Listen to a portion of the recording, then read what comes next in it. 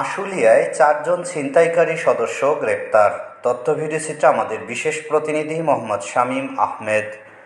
ঢাকা জেলা police super Mohammad Anisuzzaman PPM এর নির্দেশনায় বিশেষ অভিযান পরিচালনাকালে ঢাকা জেলা ডিবি উত্তরের অফিসার ইনচার্জ মোহাম্মদ জালাল উদ্দিন এর নেতৃত্বে এসআই নিরস্ত্র মোহাম্মদ আব্দুল মুত্তালিব এবং এসআই নিরস্ত্র মোহাম্মদ সিরাজ উদ্দৌলা অফিসার ও ফোর্স সহ অদ্য ২৮শে আগস্ট ২০২৫ তারিখ আশুলিয়া থানাধীন নবীনগর মোড় হইতে ছিনতাইকারী দলের সদস্য এক মোহাম্মদ রুবেল খান বয়স ২৬, পিতা মৃত আব্বাস খান, মাতা রিনা বেগম, সাং ধল্লা উত্তরপাড়া, থানা সিংগাইর, জেলা মানিকগঞ্জ, বর্তমান ঠিকানা কাতলাপুর, থানা সাভার, জেলা ঢাকা।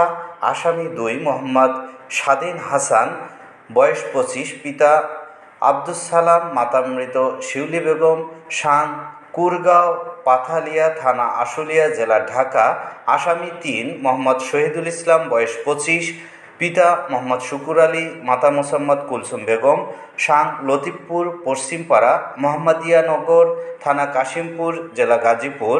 আসামি ৪ মোহাম্মদ সৌরভ হোসেন বয়স ২০, পিতা মোহাম্মদ হাফিজ উদ্দিন, মাতা মোসাম্মদ বানু বেগম, সাং লতিফপুর পশ্চিমপাড়া, মোহাম্মদিয়া নগর, থানা কাশিমপুর, জেলা গাজীপুরদের গ্রেপ্তার করেন।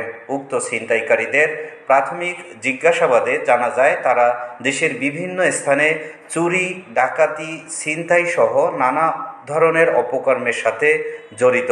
উক্ত আসামিদের বিরুদ্ধে আইনি কার্যক্রম প্রক্রিয়াধীন।